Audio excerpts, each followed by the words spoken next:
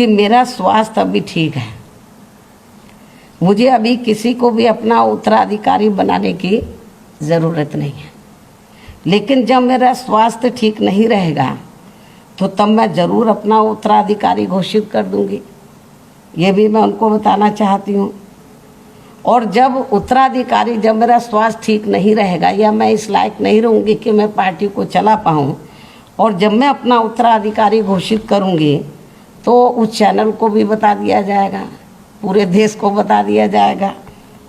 लेकिन जब मैं अपना उत्तराधिकारी घोषित करूँगी तो मेरा उत्तराधिकारी केवल दलित वर्ग से ही होगा। ये बात मैं कई बार कह चुकी हूँ और आज मैं इस बात को फिर दोहराना चाहती हूँ कि जब भी मैं अपनी पार्टी का उत्तराधिकारी बनाऊँगी या मेरा जो उत्तराधिकारी होगा तो वो केवल दलित वर्ग से ही होगा, जिन्होंने हर मुश्किल की घड़ी में मेरा व पार्टी का पूरी ईमानदारी व पूरे तन मन धन से साथ दिया है। पार्टी में बड़े उतार चढ़ाव आए, लेकिन जो दलित वर्ग के लोग हैं वो टस से मस नहीं हुए। तो जब भी उत्तराधिकारी बनाया जाएगा, जब लगेगा कि मैं इस लायक नहीं हूँ, मेरा स्वास्थ्य खराब है, अभी तो मैं फिट हूँ बिल्कुल, और मुझे अभी बरसों तक, काफ़ी वर्ष लगेंगे मुझे अनफिट होने के लिए, मैं तो फिट हूँ। और कुदरत की वजह से पिछले 2 साल से कोरोना चल रहा है और अभी भी कोई ख़त्म नहीं हुआ है, लेकिन मुझे तो कोई कोरोना जैसी भी बीमारी नहीं हुई। तो कहने का तात्पर्य ये है कि जो लोग इस किस्म का प्रचार करते हैं, बार बार मिश्रा जी को घेर रहे थे कि भाई उत्तराधिकारी, अभी तो मैं फिट हूँ बिल्कुल, स्वास्थ्य मेरा ठीक है। तो और उन्हें ये मालूम होना चाहिए, जब मान्यवर कांशीराम जी जीवित थे और जब तक वो ठीक रहे, उन्होंने अपना उत्तराधिकारी घोषित नहीं किया था। जब उनका स्वास्थ्य खराब होने लगा था तो तब उन्होंने मुझे अपना उत्तराधिकारी बनाया था। मीडिया अच्छी प्रकार से जानता है, लेकिन लोगों को गुमराह करने के लिए वो इस किस्म के वो हथकंडे इस्तेमाल करते हैं।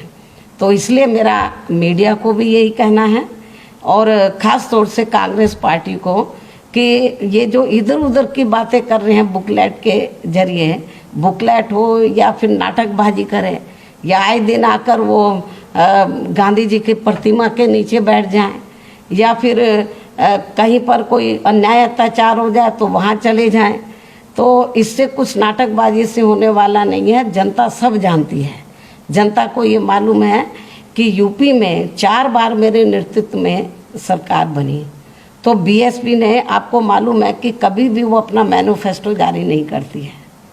बीएसपी दूसरी पार्टियों की तरह वो कभी भी अपना चुनावी घोषणा पत्र आदि जारी नहीं करती है, क्योंकि बीएसपी कहने में कम बल्कि कार्य करके दिखाने में ही ज़्यादा विश्वास रखती है।